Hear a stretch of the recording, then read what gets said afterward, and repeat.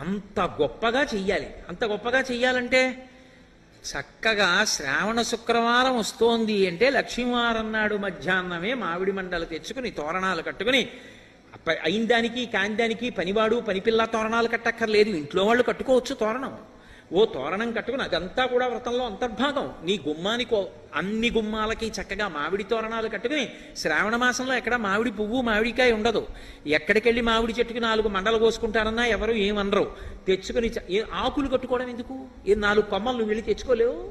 తెచ్చుకుని చక్కగా తోరణం కట్టుకుని ఇంటికి లక్ష్మీప్రదంగా గడపలన్నిటికీ కూడా పసుపు రాసుకుని బొట్లు పెట్టుకుని అది వ్రతమస్తి మనోహరం.